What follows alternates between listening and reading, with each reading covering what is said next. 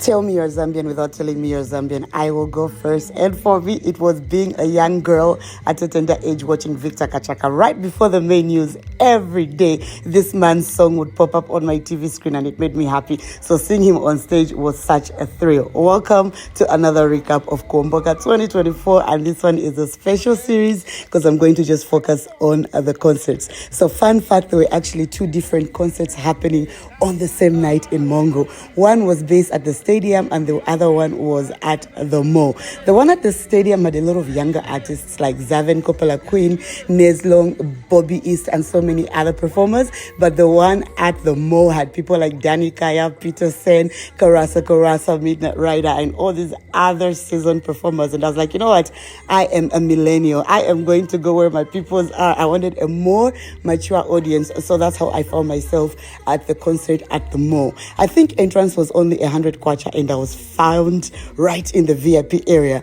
The first artist I actually saw and got to witness, her name was Kasy Nalu. She's actually a Western Province based artist. I loved her dance moves. I loved her flavor. I loved her style, and also the backup dancers that she came with had such personality to their choreography. I was blown away and amazed by it. This gave me the opportunity to actually look up more of her music because I think she is such a diva. She left everything on the stage and everything that she did was just in sync, and it just made the night have such a great vibe. And from there I just got to see other artists performing, and of course because the Chiti Mukulu was the guest of honor for Kuomboka 2024, the Dope Boys were in the building, and you know what, Nakava, I was so excited to watch them in person because I love that song and I also love the choreography that goes with that because it was one of the most trending sounds in the world a few months ago. How crazy was that? So I got to enjoy the Dope Boys, and from there the man of the hour came through, and this was none other than Danny Kaya. When I tell you that my peoples were there, the old peoples, my age group were in the crowd just singing along and shouting to all the songs and just enjoying the lyrics, you would not even believe me. Anyway, so Danny Kaya came, he gave such a great performance, and I think he was on stage for close to 2 hours. Bear in mind, this is just the day before the Kuomboka. So we were still up at 2 in the morning, which I would not recommend. But anyway, the next day, I'm going to tell you in the next vlog. From there, the other person that I got to watch was this guy called O'Nelly. So O'Nelly is also a performer based in Western Province, and he makes such a beautiful music.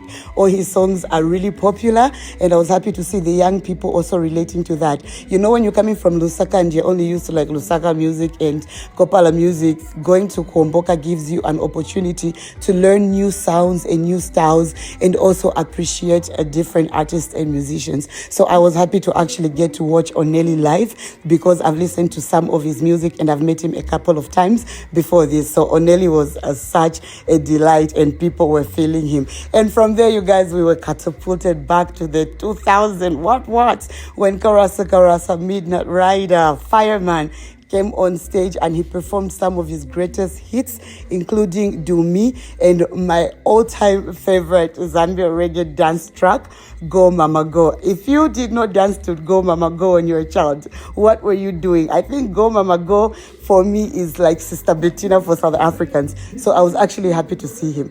And then from there, you guys, Peterson Zagaze came through to close the show. And one thing about it is that Peterson Zagaze had a live set.